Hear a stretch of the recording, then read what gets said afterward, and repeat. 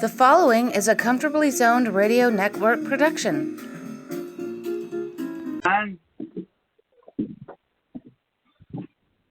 Thank you, Tally Olson. We are back.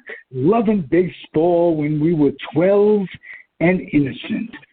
I'm Ralph Tycho of the Comfortably Zoned Radio Network, and we're on our 61st show of Lovin' Baseball, and I get to talk to the most passionate people in the world. And I pick age 12 because a fan becomes more than just an enthusiastic rooter.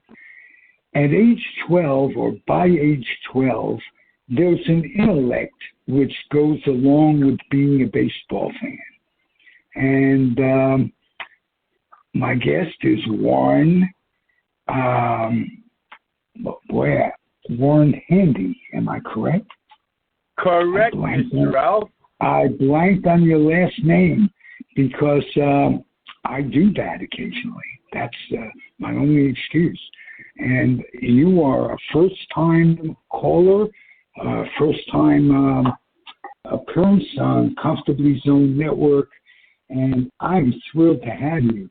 You're not only a baseball fan, but a musician of note, and you're an all-around entertainer, a renaissance man, if you will. So let's get to it. How old were you, or what age were you when you were 12? What year was it? Okay, yeah, man. When I was 12, I was 12. No, I think I know what year you mean. Yeah, I was 12 in 1967. That would be the year that the Cardinals and Red Sox met in the World Series, and I can talk about that if you want. I would I would have turned 13 in that summer right before that World Series. So I was 12 in 66. Yeah. I turned 12 in August of 66. Warren, who introduced you to baseball? My grandpa. He was a Brooklyn Dodger fan, diehard. So my first favorite player was Gil Hodges, and sure enough, we ended up being on the 62 Mets, and that was my first. Well, I was a Dodger fan before I really knew what I was doing, but I was a 1962 Mets fan right off the get-go because of Gil Hodges. Wow, that's pretty cool. Way cool. I have had as a guest Irene Hodges on this network a number of times, and wow. She's given me a great insight into the Hodges family, their way of doing things, and we've become fast friends. She enjoys it when I wear my New York Giant cap. And because I was a New York Giant fan and you were a Dodger fan, who else besides Gil Hodges did you like initially as a kid? Oh, geez. He was my first favorite fan, but we'll jump right to 1963. I'm a Sandy Koufax man. I know he only had 5-6 great years, but they were such great years. I don't care. Nobody can touch him in my mind. No question about it. He was dominating. I'll give him that. And he took off on the Jewish holidays. I appreciate that. Yes, he did. Yes, he did. He would not pitch on Yom Kippur. I remember that distinctly. But yeah, in 63, I had just turned 9 years old, but I remember the 63 series against the Yankees. When Sandy started the first inning, he struck out the side. It looked like he was going to strike out all 27 batters that day, man. He was so on. Cool. Way cool. Well, you got to throw, the ball was lowered. He was pitching against the Mets, who were, but that's another story. If you want to hear something that's poetic, and it is the last inning, it's on YouTube, and Vince Scully does the last inning of A Perfect Game, and it is absolutely a treasure, and it's available on YouTube. So go for it. And our show, every show on our network, 3,000 Offerings, is too available on YouTube. Comfortably Zoned channel on YouTube. And I've spoken over the years to some terrific people, and this is no exception. You seem to have not only a memory for this, but when you speak, you're passionate. Oh yeah, baseball or music, you take your pick. But between the two of them, that's pretty much been my life. You know, as you mentioned, I am an entertainer, so I've done an awful lot with music. But I played a lot of ball when I was younger, boy. You grew up on Long Island, am I correct? I did, sir. Suffolk County, and I was one of those. I had to make a choice. I love baseball, and I did play. And it was really hard to do both, you know. And I ended up going the music route. I did graduate high school. I started college as a vocal music major, piano minor, but I ended up doing more professional music than I did. You know, they always say. People that can do, people that can't teach. So I thought I could. So I was going to be a professional musician. But if I'd stayed in school, I probably would have ended up a teacher, which is not such a bad thing, by the way. But anyway. Not a bad thing at all. A steady gig and you get off summers. And that's not bad. Warren, what was the deciding factor that led you to music over baseball? Boy, that's a good thing. Well, I'll be honest with you. I had a close friend and mentor. He was a neighbor, but he was also my high school music teacher, and we became such close friends that actually his wife pretty much adopted me as my second mom. My mom tried, you know, broken family, the old story that you hear so many times, and I really grew up without a dad, but Mom tried her best, and I didn't really get a stepdad. But anyway, my high school music teacher, he and I became such close friends. Like I said, his wife pretty much adopted me. I ate dinner over there. And, you know, that would have been the thing that probably turned me from baseball to the music scene because of him. Yeah. What theme of music did you most listen to? Were you a rock and roll fan, folk music fan, jazz? No right or wrong to this answer. Yeah, no. Excellent question. I have very, very, very taste in music. To answer your question succinctly, the Beatles. I mean, when the Beatles performed on the Sullivan Show in 1964, my life changed at that moment. There's no getting around it. That was a definitive moment in my life. I went to school the next day. I cut in a little 21-inch black and white TV. I saw, you know, John and Paul, and it looked like there was some knobs on John. So I cellophane taped pennies to my acoustic guitar, make it look like knobs. And the Beatles were it for me right from the get-go, for sure. But then my first impression of them, it seemed like they had long hair. And looking back in history, they didn't at all. They were the most conservative of the British bands. But a lot of people, a lot of the older people remember we were going through the change in this country with Vietnam and what have you, and the split was dynamic. You know, get a haircut this, get a haircut that. So it was interesting times that went along with the Beatles. What was your instrument? Oh, I definitely started on guitar, but I always did. I grew up with a piano in the house, and my grandfather had an old upright piano that actually had been a player piano, but they sold the player piano Gus, but the big giant, what they call a cabinet grand. And of course, like any kid, or not any kid, but me and my buddy, we took and put thumbtacks on the hammers to make it sound like a honky tonk. It was pretty cool. So I taught. I'm self-taught on both guitar and keyboards. It's kind of funny because I've had people ask me to give them lessons, and I try to talk myself out of it, talk my way out of it. But I have actually given guitar lessons, which is weird since I never had a guitar lesson in my life. Well, you just picked it up with no lessons or just watching other people? How did that go? I'm not musical at all. At Christmas in 1964, Mom got me a Mel Bay learning guitar beginner book, and that was it. I just opened it up, and I remember laughing because, like, on page 2, there's a picture of a guitar pick, and it actually said underneath it, "This is a pick." I was like, okay, I think I'll be able to do this. It was really pretty basic, and that was it. I just, I learned how to tune a guitar, and once I learned how to tune it, I learned how to form some chords, and I'm still terrible because I can't really play any leads, but I know all the chords, and I got good rhythm, and I get by. Yeah, it's been fun. Beautiful. What position did you play in baseball? I love it. Okay, I was a pitcher, and when I wasn't pitching, I played shortstop.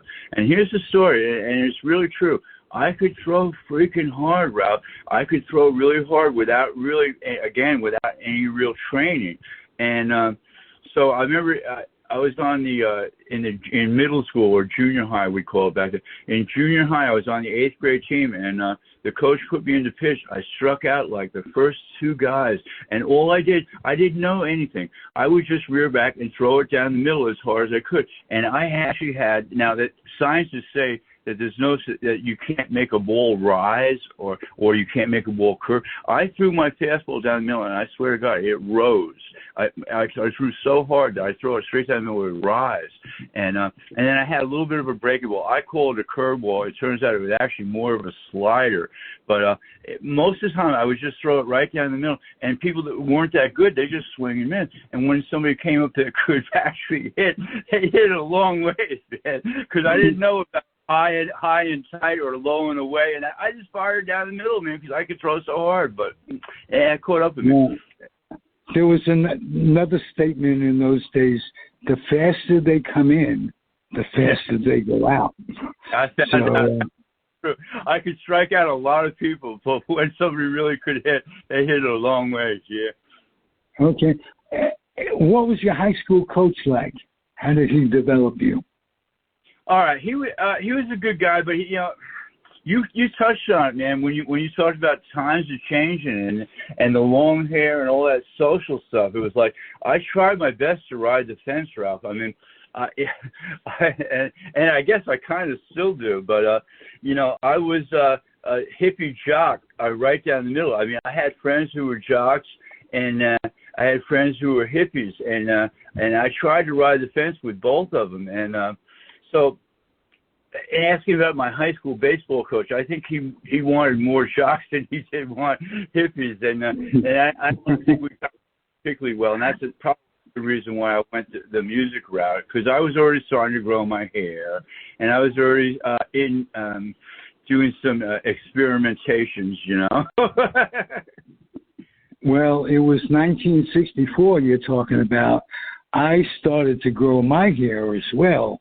But along came 1965 and the draft, and I had to go into the Air Force to beat the draft. And there was no more hair for a long time. What do you regret about the choice you made as opposed to baseball? What do you ever think, wow, that would have been something if I played minor league baseball, college baseball, if you pursued it? Do you regret anything about not pursuing it?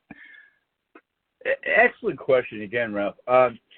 Honestly, I have never given it a whole lot of thought, so I would say off the top of my head that I guess I really don't have any regrets about that decision. Again, I enjoy baseball. I love baseball. I will liken it more to a better example would be football. I did try a little football for a while. I wasn't particularly good at it, but I was a decent receiver, but I really hated football practice. I mean, it was just stupid grunt stuff, where, they'd have you get in like a push-up position, tell you to take your hands out from underneath you just so your chin's like bouncing off the ground. It was like, no, I'm not doing that, So that was it for football. And baseball, I hate practicing. I'm a doer. I just want to get out there and do it. I love playing games, but practicing, I don't know. That's probably part of the reason too. I'm lazy. Oh, kind of lazy. Join the club. Yeah, it's a good club to be in if you can manage it. Classic underachiever. There you go. Well, people think of me as an underachiever. I'm actually an overachiever. That's the scary part. So, what was your first gig in music? My first what music? I'm sorry. Your first gig. Oh, cool. I love talking about that. Okay, so this is rather unofficial, but I like to say I started my professional career at age 5. Back in Suffolk County, Long Island, every year the hamlet of Rocky Point would have the St. Patrick's Day parade, and my family would always go to it, being part Irish. I guess we'd go no matter what we were. Anyway, most people did. But anyway, so the parade always ended in the town, right in the middle of the hamlet of Rocky Point, and there was a bar restaurant there, which, oh God, just recently, a few years ago, got torn down, and it broke my heart, because I always said that was where my first gig was. It was a bar restaurant called the Brauhaus, B-R-A-U, German word Brauhaus, and anyway, my family and I went there after the parade, and they had a big, ballroom stuff. And a kid, I was about, like I said, 5 years old. There was a kid about 12 years old that got up on stage, and there was a piano. He started playing piano, and being a 5-year-old that really didn't have many inhibitions, I got up on stage and started singing with this kid, and the people went crazy. It was all the old stuff that, from the 30s and 40s that my grandma had taught me, and just singing the classic, and the people went crazy, and it was such a rush for a 5-year-old to have all the adults, yelling, and we got tips. I wasn't actually paid for the gig, but we made like $12 being the 12-year-old kids split like $6 each, and but I called that my first gig. It would probably be another 7 or 8 years before I actually had a real paid gig. I had a number of bands when I was 12 to 15 years old that I put together, and we actually did perform at house parties and a couple other places. Yeah, it was pretty cool. Church dances. Nice. I love going back and forth between music and baseball for some reason. Well, let me put you in a mindset of being 11, 12, and going to a game. What changed in your mind over the years about baseball? What do you miss, and what are you actually happy about the changes? Okay. What do I miss? Well, I guess one thing I miss is day games. There were a lot more day games. Man, I feel sorry for the children of today that don't know the joy of taking a little transistor radio up to your ear and sneaking it around, listening to the World Series in October. Yes, absolutely. And you get a cool teacher who actually bring a TV in and lets you watch a couple innings every once in a while, And so I kind of miss that. One of the things that I found really cool over the years was, and I've had people that actually know him and say, he ain't that great a guy when you get to know him. Chris Berman, but I love Boomer on ESPN because he was the first one who really made it cool to be baseball and rock and roll both. He, with his nicknames and stuff and all, he talked about rock and roll and baseball in the same sentence before, and that I never really had heard that going back 25 years or so on ESPN, and that I thought that was really cool, man. Yeah. Wow, that's a good memory. I like that. What about today's game do you like, and what don't you like? All right. Well, this year was a big year for rules changes. Going in, man, I was dead set like baseball has never had a clock. And there was no reason for me to see why baseball should have a clock. Well, that's pet peeve number one. I will say, being a New York Yankees fan still, even though I live here in Texas, I will say when I first moved here, I started watching the Rangers a lot, and I became a Ranger fan, except for when they played the Yankees. My wife even called me one time, kind of rooting for the Rangers when they were playing the Yankees. She goes, "What are you doing?" I'm like, "Oh." Anyway, no, but no, I do kind of like the new rules in the sense that when the Yankees are on the West Coast, out where you are, I don't have to stay up till like 2 a.m. to see the game because of the pitch clock. They did speed things up a little, so I've softened on that. I still don't like the idea of changing the size of the bases. Man, that irks me. I haven't really seen the stats, but I can't imagine there's any catchers that are happy about it at all. I mean, 3 inches bigger doesn't seem like a lot, but just watch baseball over history. Every player at second base, when a guy tries to steal, it's always bang, bang, unless this guy's super slow or super fast. And now that 3 inches makes a difference. There's got to be way more stolen bases and far fewer caught stealings than there ever were before. I don't understand it, and that bothers me. You know what it does, Warren? It further bastardizes the record book. Yes. Because Maury Wills, when somebody breaks his record, it will be like Babe Ruth or Roger Maris all over again, and we have to live through that. I hate most of the changes. I must say, the time clock, not for my purposes. I could sit there and between needs, but for the youth of America, so to speak, and the young people, and because of changing times, speeded up, this, that, and the other thing, I have to say that playing a 2-hour and 30-minute game is better than a 3-hour and 30-minute game from that standpoint. Yeah. But if you take it all in, I'm a very progressive guy in most ways, but don't fuck with my baseball. I'm with you. So, anyway, hey. No, my feelings I'm sorry, go ahead. No, you go ahead. Oh, no, my feelings on that were that people that wanted to speed up the game were not baseball fans. I used to love extra innings, especially when I was at a game in person. We used to call it free baseball. We used to love it. If a game went 12 innings, 13 innings, it was wonderful. It was exciting. I'm a baseball fan. More baseball is good. It's not bad. They made it like it was a bad. Oh my God, they're in the 14th inning. Well, yeah, that was cool, man. That was a good game. But whatever, And the runner on second, ghost runner, and all that crap. I mean, really, just leave it alone, man. But here we are. Go ahead. Here we are. Yeah. Hey, what a terrific way to meet you, huh? Yeah, thanks, man. I really enjoyed your company, and gets back to kibitzing. Come back, and we'll work something out so you can be a regular.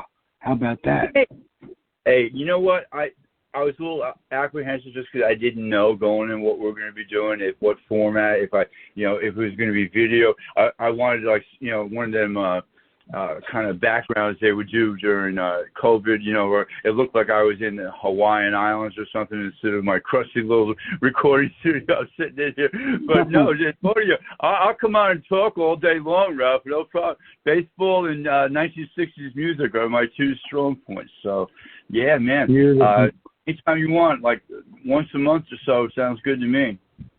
Hey, tell me about how you reacted to Motown as a kid.